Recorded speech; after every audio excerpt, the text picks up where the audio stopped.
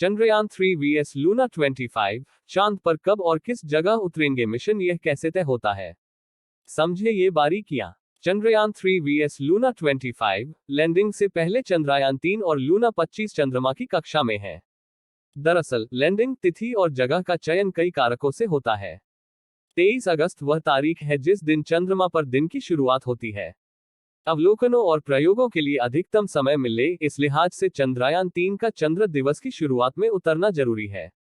भारत का चंद्रयान -3 और रूस का लूना -25 चंद्रमा की कक्षा में प्रवेश कर चुके हैं।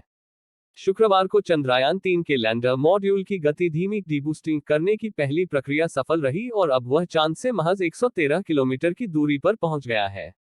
वहीं रूसी मिशन 21 अगस्त को चांद के दक्षिणी ध्रुव पर सॉफ्ट लैंडिंग करेगा। इसके 2 दिन बाद 23 अगस्त को भारतीय मिशन भी दक्षिणी ध्रुव पर ही चांद की सतह पर उतरेगा। दुनिया की निगाहें भारत और रूस दोनों के मिशन पर टिकी हुई हैं। दोनों मिशन अपने उद्देश्यों में सफल होते हैं तो रूस और भारत क्रमशः पहले और दूसरे देश होंगे जिन्होंने चांद के दक्षिणी ध्रुव पर सॉफ्ट लैंडिंग कराई है। इस बीच हमें जानना जरूरी है कि आखिर भारत का चंद्रयान -3 मिशन क्या है, रूस का लूना -25 क्या है, चांद की सतह पर कहां और कब लैंड करेंगे दोनों मिशन, ये कौन निर्धारित करता है? आइए समझते हैं। पहले जानते हैं क्या है चंद्रयान 3। चंद्रयान 3 मिशन चंद्रयान 2 का ही अगला चरण है, जो चंद्रमा की सतह पर उतरेगा और परीक्षण करेगा। इसमें एक प्रणोदन मॉड्यूल, एक लैंडर और एक रोवर है। चंद्रयान 3 का फोकस चंद्रमा की सतह पर सुरक्षित लैंडिंग पर है। मिशन की सफलता के लिए नए उपकरण बनाए गए हैं। एल्गोरिदम को बेहतर किया गया है। जिन वजहों से चंद्रयान 2 मिशन चंद्रमा की सतह नहीं उतर पाया था, उन पर फोकस किया गया है।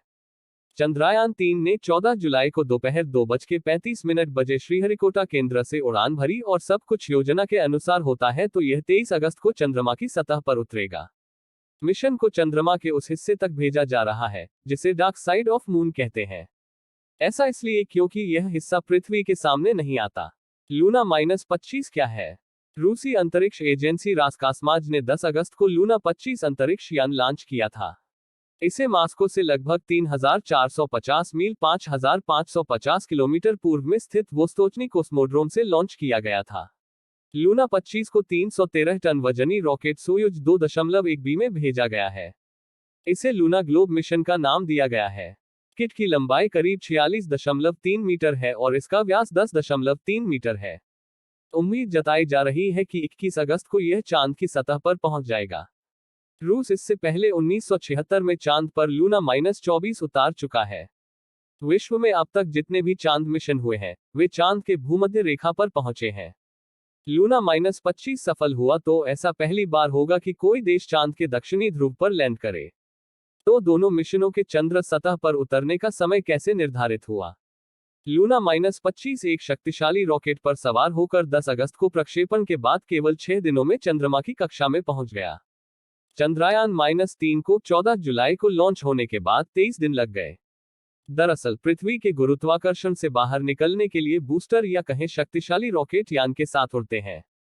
अगर आप सीधे चांद पर जाना चाहते हैं तो आपको बड़े और शक्तिशाली रॉकेट की जरूरत होगी। इसमें ईंधन की भी अधिक आवश्यकता होती है, जिसका सीधा असर प्रोजेक्ट के बजट पर पड़ता है। यानी अगर हम चंद्रमा की दूरी सीधे पृथ्वी से तय करेंगे तो हमें ज्यादा खर्च करना पड़ेगा। नासा भी ऐसा ही करता है, लेकिन इसरो का चंद्र मिशन सस्ता है क्योंकि उसने चंद्रयान को सीधे चंद्रमा पर नहीं भेजा है। फिलहाल दोनों मिशन चंद्रमा की कक्षा में हैं और लैंडिंग की उल्टी गिनती शुरू होने को है। ऐसे में लोगों के मन में सवाल उठते हैं कि लैंडिंग तिथि का चुनाव किन कारकों से तय होता है। दरअसल 23 अगस्त वह तारीख है जिस दिन चंद्रमा पर दिन की शुरुआत होती है। एक चंद्र दिवस पृथ्वी पर लगभग 14 दिनों के बराबर होता है, जब सूर्य का प्रकाश लगातार उपलब्ध रहता है। चंद्रयान 3 के उपकरणों का जीवन केवल एक चंद्र दिवस का ही होता है। ऐसा इसलिए है क्योंकि वे सौर ऊर्जा से चलने वाले उपकरण होते हैं और उन्हें चालू रहने के लिए सूर्य की रोशनी की जरूरत होती है। रात के समय चंद्रमा अत्यधिक ठंडा हो जाता है। यह तापमान 0 से 100 डिग्री सेल्सियस नीचे तक पहुंच जाता है। ऐसे कम तापमान पर उपकरण जम सकते हैं और ये काम करना भी बंद कर सकते हैं। अवलोकनों और प्रयोगों के लिए अधिकतम समय मिले, इस लिहाज से चंद्रयान 3 का चंद्र दिवस की शुरुआत में उतरना जरूरी है। सीधे शब्दों में कहें तो चंद्रयान 3 23 अगस्त से पहले उतर नहीं सकता और 24 अगस्त के बाद उतरना भी नहीं चाहेगा।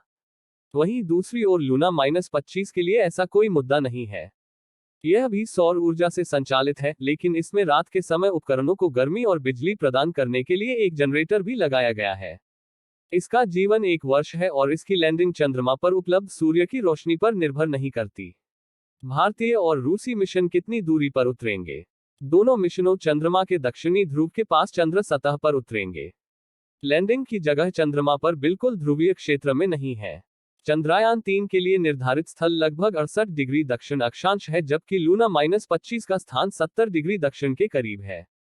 लेकिन ये अभी भी चंद्रमा पर किसी भी अन्य लैंडिंग की तुलना में दक्षिण में बहुत दूर है। दुनिया के सभी मिशन अभी तक भूमध्यरेखीय क्षेत्र में ही उतरे हैं। इसका मुख्य वजह यह है कि इस क्षेत्र को सबसे अधिक धूप मिलती है। चंद्रयान 3 और लूना -25 के लैंडिंग स्थलों के बीच चंद्रमा की सतह पर वास्तविक दूरी कई 100 किलोमीटर हो सकती है। पिछले दिनों एजेंसी रास्कास्माज ने एक बयान में कहा था कि लूना -25 और चंद्रयान 3 दोनों मिशन एक दूसरे के रास्ते में नहीं आएंगे।